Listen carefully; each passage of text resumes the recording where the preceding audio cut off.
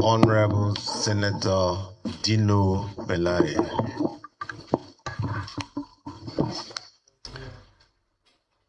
I want to lean on existing protocol because of my size and weight.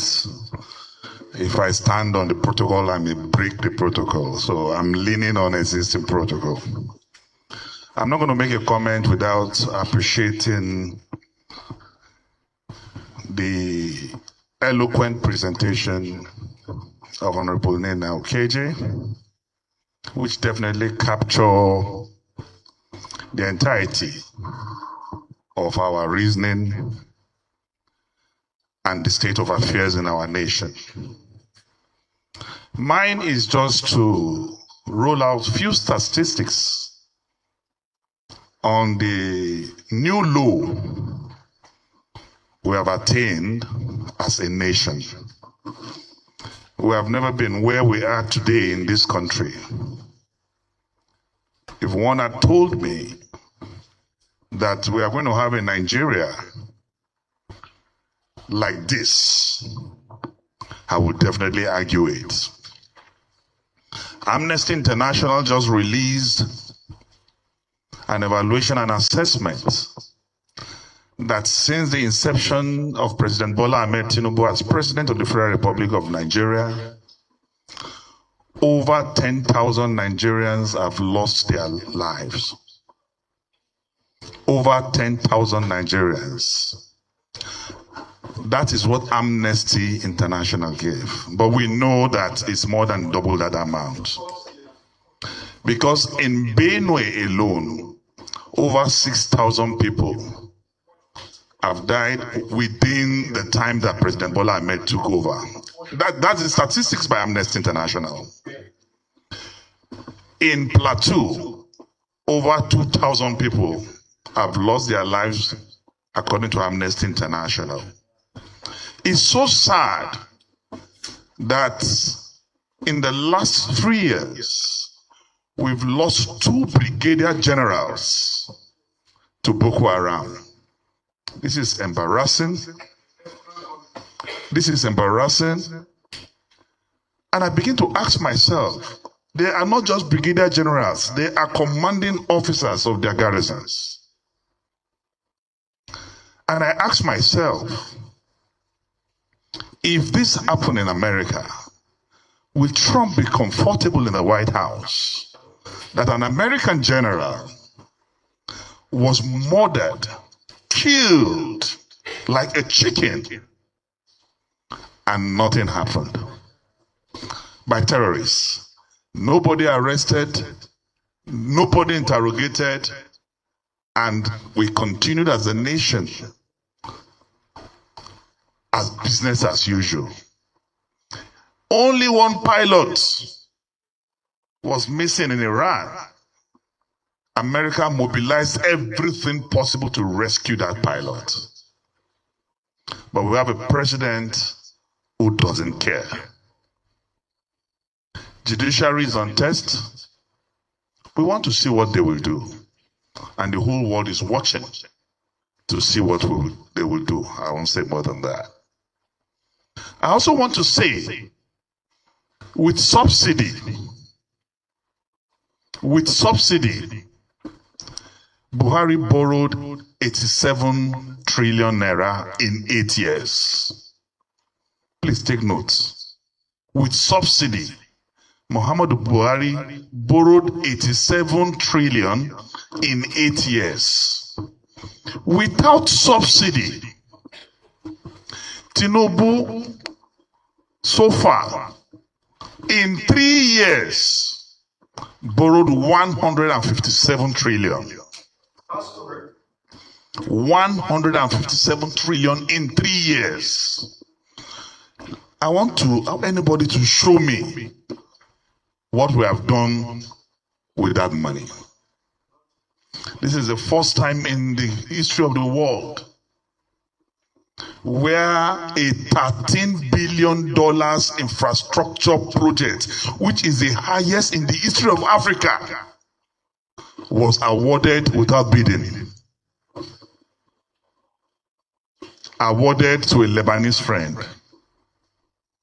The same Lebanese friend that Tinubu carried our second highest national honors, exclusively reserved for the Vice President of the Federal Republic of Nigeria, GCON, put it in a briefcase and exported it to Paris to decorate a business partner, a Lebanese man. This is not the Nigeria that Awolowo dreamed of. This is not the Nigeria that Azikiwe spoke of. This is not the Nigeria that Sardauna Amadu Bello labored for. Really, may the labor of our heroes past never goes in vain. As I wrap up, you will see from his speech when he was addressing his coordinators a few days ago, Mr. President prompted the judiciary because he called our convention illegal. So he has constituted himself to now be in a court. He has the power to declare what is legal and what is illegal for a matter that is pending in court. And as of today, no court in Nigeria have pronounced our convention illegal. But addressing his coordinators, he was giving a body language and signal to the judiciary by addressing our convention illegal when no court said so. That is prompting the judiciary. That is very unprecedented. Very, very unprecedented. Only someone with arthritis of the brain will react in such manner. And he went further in that interview to even say that to show desperation,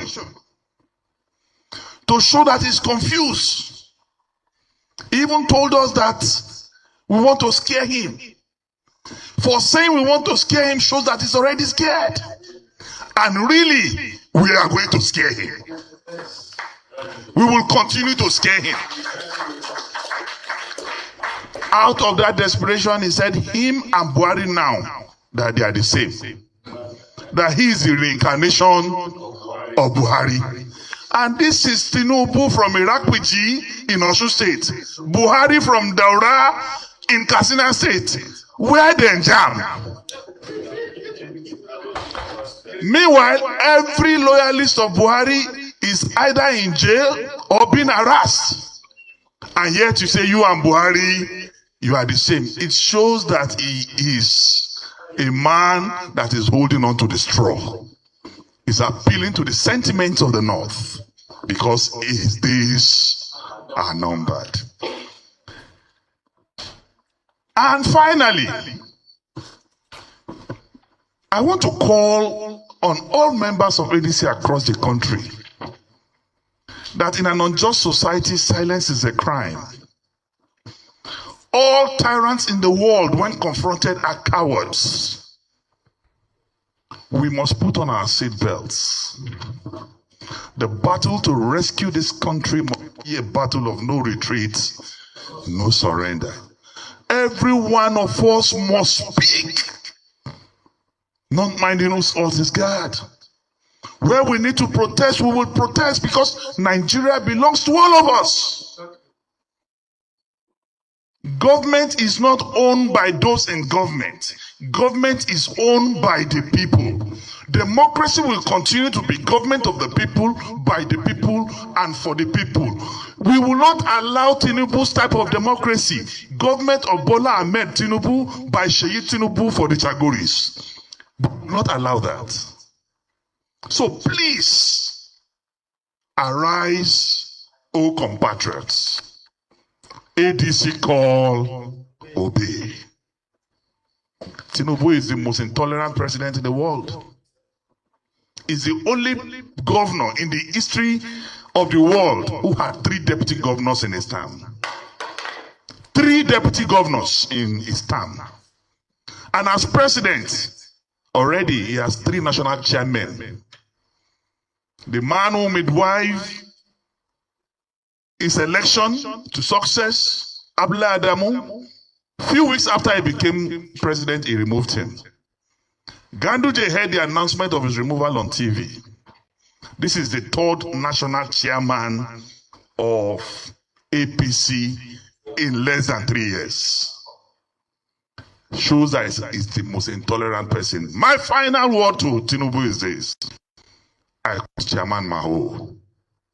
Those who make peaceful change impossible, make violent change inevitable. Thank you. Thank you so much. All right, Honorable Senator.